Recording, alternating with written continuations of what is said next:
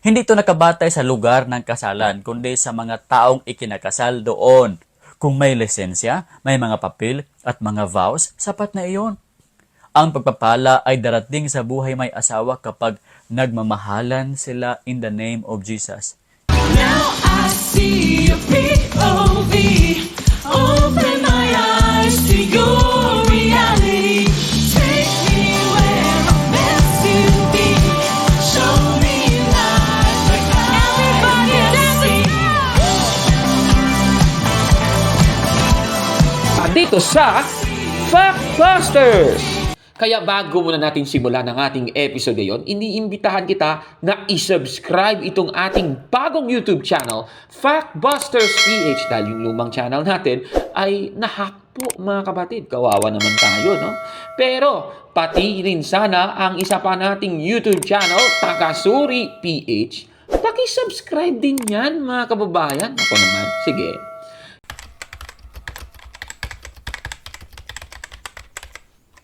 Magandang araw mga kapatid and welcome na naman sa isang bagong episode ng Factbusters PH. Sa mga nakaraang episode, binalita natin na may dalawang miyembro noon ang itiniwalag ng Iglesia ni Cristo ni Manalo. At baka nakalimutan nyo na siguro, sino bang celebrity couple na member ng Iglesia ni Cristo ni Manalo noon ang tiniwalag na si Re? Sa mga alam na, ipapaalam na natin muli sa inyo, si Kai Soto at si Rere Madrid, mga kapatid. Si Rere Madrid, siya po yung kapatid ni Ruro Madrid na kilalang INC member.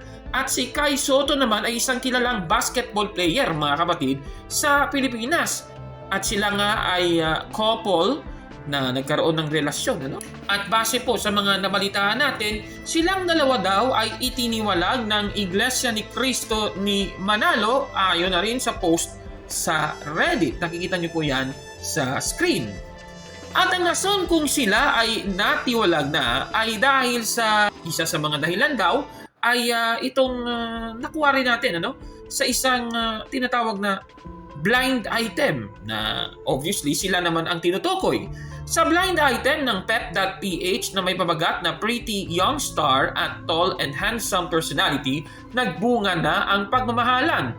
Ang sabi sa Facebook page ng pep.ph, hindi mapigil ang init ng pagmamahala ni pretty young star at ng kasintahang tall and handsome personality. Kaya yun, hindi mapigil ang paglaki ng tiyan ni pretty young personality dahil sa bunga ng kanilang pag-iibigan. Ayan. At kung titingnan naman ang sa kanilang website, yan pong article ay sinulat ni Gorgie Rola. Ayan, nakikita nyo sa screen. Dito nga sa mga pahayag, di ko na po babasahin ang buong article. Bisitahin nyo na lang yung article, Meron nga kasing nakasulat dito, ang sabi dito, ang pinoproblema ni Pretty Young Star ay kung paano niya aaminin ang kanyang kalagayan sa mga taong kaugnay sa kanyang relihiyon. Tiyak na matutuwa ang poging kuya ni Pretty Young Star. Talagang halata, doon sa article kung sino ang mga tinutukoy, mga kapatid. At Viola, ayan, may mga nag-comment doon sa Facebook page. Ayan, sabi ni Ara Gonzalez, ang dali naman, Rere Madrid and tall and handsome boyfriend Kai Soto, poging kuya Ruro Madrid. Sabi naman ni Eris Beltran, si Rere Madrid and Kai Soto. Si Ruro yung poging kuya na may long-term relationship din. Ayan. Talagang, if we connect the dots, mukhang ito ang rason kung bakit sila natiwalag sa Iglesia ni Cristo ni Manalo. At sa ating episode ngayon, meron po akong idadagdag na balita sa inyo. Ngayon naman kasi, sila po ay ikinasal na. Dito po sa article ng ABS-CBN.com na may pabagat na basketball star Kai Soto, actress Rere Madrid, tied the knot na isinulat noong May 27, 2026. Ito po ang mga pictures na nakuha mula sa website at sa Instagram account ito ni Rere Madrid. At meron ng post doon sa Instagram si Rere Madrid. Ang sabi niya po dito, still feels unreal that we finally get to call this day ours, Mr. and Mrs. Soto. First, we want to thank God for this wonderful blessing we experienced this year. Even though we went through challenges, misunderstandings, and people who tried to break what we had, we still choose to trust each other. Because of that, our relationship became even stronger together with the love and support of our families. We also want to thank our parents and siblings for being such a big part of this beautiful relationship. Seeing our families become one is truly one of the best feelings in the world. Now we'll continue chasing our dreams together hand in hand. We also want to thank everyone who helped make this beautiful day possible. At nagpapasalamat po siya sa mga sumusunod. Nakikita niyo po sa screen. Ano? Ayan, no? Yung mga pinasalamatan niya. Ang dami. Okay. Sige. At sabi pa nga niya dito, we are beyond grateful to all of you for helping us create memories we'll cherish forever. At dumagsa po ang mga comment. Pero itong nakapapansin, ano? Yung iba may comment. I guess mga member ng Iglesia ni Cristo ni Manalo ito. Sabi nung isa, congratulations, bakit wedding garden? Diba, dapat sa church or kapilya ang kasal? Sabi naman nung Guaps Rhea sa Instagram, INC kayo, bakit hindi sa simbahan? Bawal yan eh. Tapos meron pang isa, si Rene Rapa. Ay buntis siya, kaya pinakasalan. Ano naman? Kesa ipalaglag, diba? At least pinanindigan nila yung nagawa nila. Itinatama nila. INC sila, di ba? Di tiwalag na sila. If pregnant nga, yes. And mind you, that civil wedding they did is one of the steps they need to do if gusto pa nila magbalik loob. Dahil sa INC, kung natiwalag ka dahil nabuntis ka, kailangan mo munang magpakasal sa civil para maayos mo yung papers na needed mo para makapagbalik loob ka. And lastly, who are we to judge? Ayun, nabigyan na tayo ng insight, ano? Tapos, meron pang isa, sabi ni Anna Nicole, wow, pinabisize pa talaga ang wedding. Proud tiwalag yarn. Tapos, sabi nung isa, Chaylin, ano? Sabi ni Chaylin03, siya nga yung blind item nun. O, di ba? Yung binasa natin ng blind item. Sabi naman ng TLC Moore, congrats! I think she's pregnant. Look at the dress. She's covering her tummy. Anyway, congrats. O, di ba? Ano ba ang ibig sabihin nito? Lahat ng ating ibinalita, tama talaga yung mga nabalita natin noon. At kung hindi mo pa napanood, ilalagay ko po sa description box ang dalawang video na ating tinalakay, itong expose tungkol kay Kai Soto at kay Rere Madrid, mga kababayan. Ano ba ang mga dapat nating malaman dito sa nangyari sa kanila? Siguro, ang gagawin natin, panoorin muna natin yung video na itong kasal. Ayan, no? Nakikita ninyo. Ayan, no? Ayan, hindi na natin ipi-play yung buong video. Ipinakita na namin sa inyo yung buong pasilip. Ano? Ayan. Sige, ano ba ang dapat nating malaman sa kasal na ito ni Rere Madrid at Kai Soto na dating mga miyembro ng Iglesia ni Cristo Manalo na itiniwalag daw? O, eto ha. Tingnan ninyo ito, mga kababayan. Dito po sa post ni Rere Madrid, kung mapapansin, isa sa mga pinasalamatan nila ay isang mayor. Ang pangalan si Randy Salamat, ang sabi. And lastly, to Mayor, I am Randy Salamat for giving your time and for being part of our special day. At ito, yun, yung lalaki, nakikita nyo sa screen, yan po si Salamat. At ito, gusto ko lang ipakita sa inyo. Kasi binalita din ito ng pep.ph. Ano? Ayan, sa article na may pamagat na Rere Madrid and Kai Soto are now married ni Christine Joy Bailon. Isinulat po yan days after ng kasal. Ganito po ang sabi doon, na itong si Rere Madrid at Kai Soto ay nagkaroon ng kasal na tinatawag na garden wedding sa Alfonso, Cavite. At ano po ba ang dapat nating malaman dito? Ang garden wedding po ay pinagbabawal ng Iglesia ni Cristo ni Manalo. Walang miyembro ng Iglesia ni Cristo ni Manalo na nag-garden wedding, mga kababayan. Ano bang ibig sabihin nito? Ang conclusion, sweeping conclusion, silang dalawa ay natiwalag sa Iglesia ni Cristo ni Manalo, mga kababayan. Tama talaga tayo, At isa pa, itong mayor na si Randy Salamat ay ang current mayor ng Alfonso, Cavite, kung saan sila ikinasal, mga kababayan. Ayan, no? Ikaw, Kai, tinatanggap mo ba si Athena na makasama panghabang buhay? Opo. Sigurado ka na ba? Opo. Ikaw naman, Athena, tinatanggap mo ba si Kai na makasama panghabang buhay? Apo. Si Mayor Randy, salamat, mga kababayan. Masasabi ko lang po, congratulations po sa inyong dalawa. No? Sana ay pagpalain kayo ng Panginoon kahit magkaiba tayo ng pinaniniwalaan. No? Pero, isa pang tanong, kung ikaw ay Katoliko, pwede bang mag-civil wedding ang mga Katoliko? Ang sagot po ay hindi. Ayon po sa 1983 Code of Canon Law sa paragraph 1108, section 1, ganito po ang ating mababasa. Only those marriages are valid which are contracted before the local ordinary, pastor or a priest, or deacon delegated by either of them, who assist, and before two witnesses according to the rules. Dito po sa nabasa natin, valid lamang ang kasal kung ikinasal po sa pari. Ibig sabihin, kung civil wedding sa bata ng Iglesia Katolika, hindi po valid wedding po yun, mga kababayan.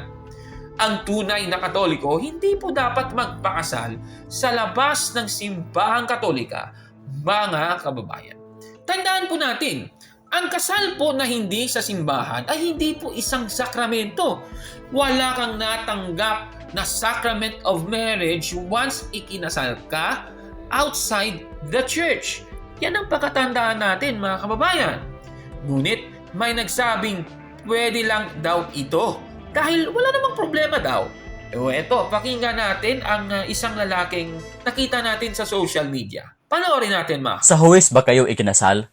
Wala bang blessing mula sa Diyos para sa mag-asawang ikinasal sa huwes? Wala bang blessing kung hindi sa simbahan ginanap ang kasal? Kailangan ba talagang isang pastor o pari ang magkasal? Walang halaga ba ang kasal na ginanap sa huwes?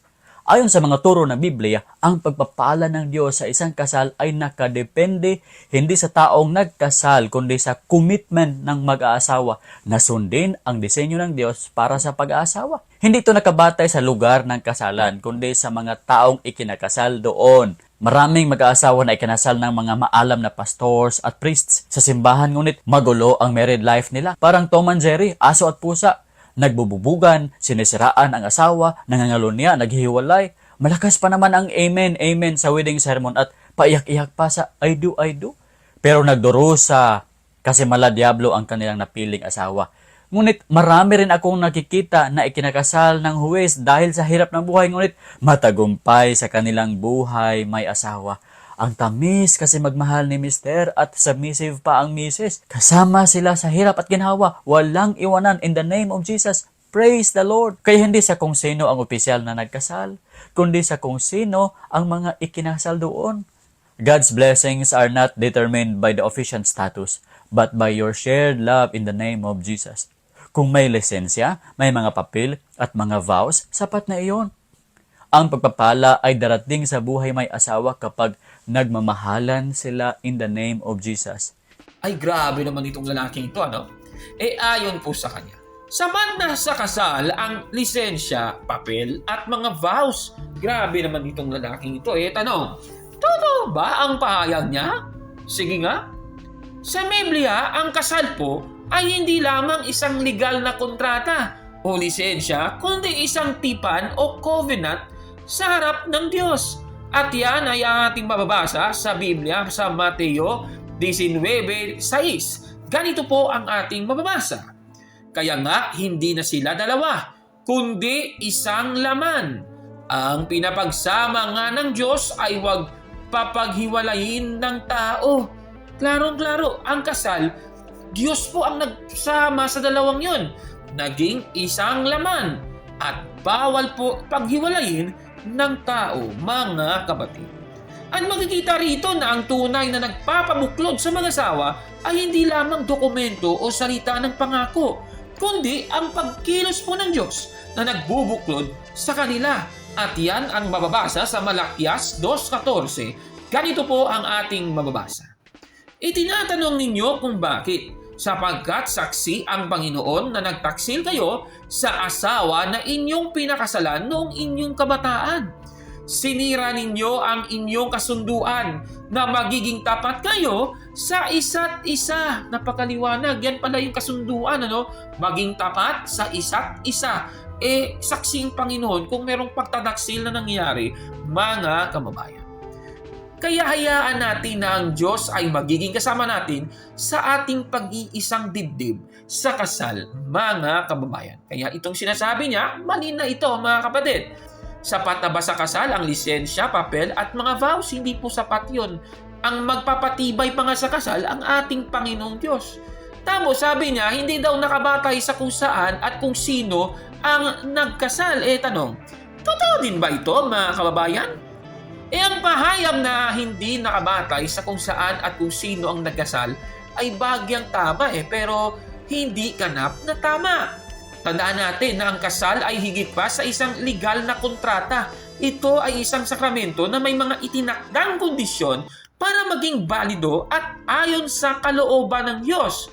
At mababasa natin yan sa Mateo, Kapitulo 19, versikulo 4 hanggang 6. Ganito po ang ating mababasa. Sa ibang salin naman, ang salita ng Diyos, Tagalog Contemporary Bible, ganito po ang sabi. Sumagot si Jesus, hindi ba ninyo nabasa sa kasulatan na sa simula pa lang? Nang likhain ng Diyos ang mundo, ginawa niya ang tao na lalaki at babae.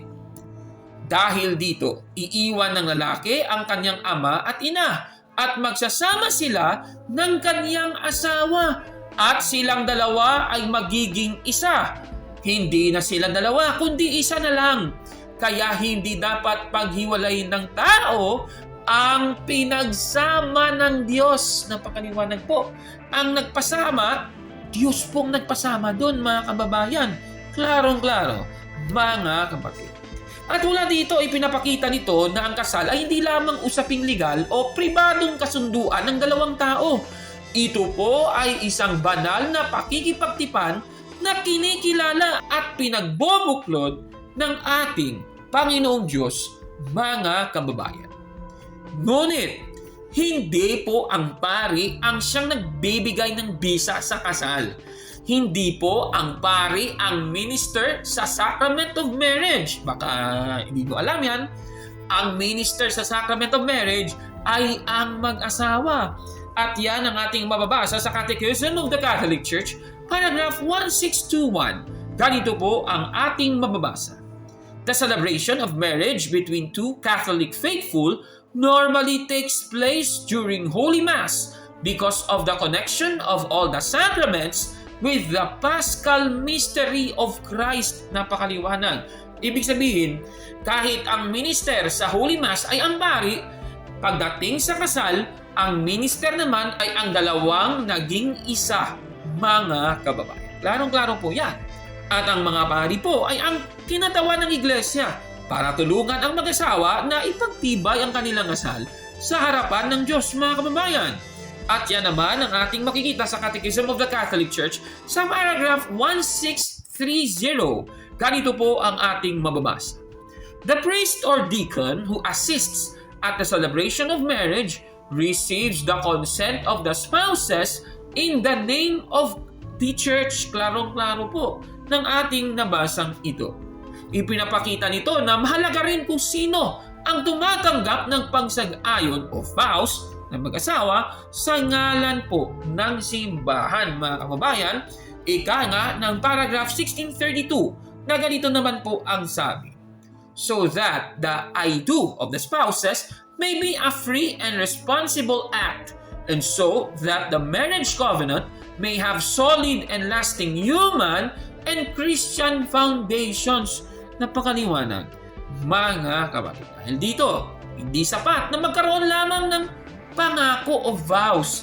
Kinakailangan din sundin ang mga itinakdang kondisyon ng Iglesia Katolika, mga kababayan. Kaya itong sinasabi ng lalaking ito, Hindi ito nakabatay sa lugar ng kasalan, kundi sa mga taong ikinakasal doon. Kung may lisensya, may mga papel at mga vows, sapat na iyon. Ang pagpapala ay darating sa buhay may asawa kapag Nagmamahalan sila in the name of Jesus. Ang masasabi ni Kaburnok dyan, busted! Yan! Mali! Mali lahat yan, mga kababayan. Okay, balikan natin yung tungkol nga kay Rere Madrid at kay Kai Soto. Ang kasal po nila, base sa ating natalakay, ay isang civil wedding. Ngunit bawal po sa mga Katoliko ang pagkakaroon ng civil wedding. At yan ang ating mababasa sa Catechism of the Catholic Church, paragraph 1631. Ganito po ang ating mababasa. The Church normally requires that the faithful contract marriage according to the ecclesiastical form. Klarong-klaro po. Ibig sabihin ng mga Katoliko, hindi po pwede yung nagli-live-in. Bawal po yon. Bawal din ang pagkakaroon ng kasal sa mga huwes, sa mga pastor. Hindi po pwede sa mga Katoliko yon. Kailangan mong magpakasal sa loob ng Iglesia Katolika, mga kababayan. Klarong-klaro po ng aral ng ating simbahan. Hindi po pwede ang civil wedding. At sana maliwanag pong aral sa atin ng Iglesia Katolika, mga kababayan. Ano po ang masasabi ninyo sa ating episode ngayon? Comment down below, mga kapatid. At kung like mo ang video na ito, paki-smash ng like button at mag-subscribe sa ating YouTube channel, Factbusters PH kaya. Huwag maniwala sa sabi-sabi. Check muna kung fact niya talaga. Just want you to know who I am. Hanggang sa susunod na episode, ako po si Kaburnok at ito ang Factbusters! Mga kapatid, magandang araw po at kapayapaan ay maghari sa ating isipan at sa ating puso. At follow and subscribe, Factbuster PH at The Beloved Catholic sa Facebook page ni Kaburnok. At abangan nyo si Kaburnok, no? Dahil marami siyang i-reveal na mga maling aral at matutunan natin ang katotohanan. Dahil ang katotohanan ay magbigay sa atin ng tunay na kalayaan. God bless! I am Catholic, I am alive.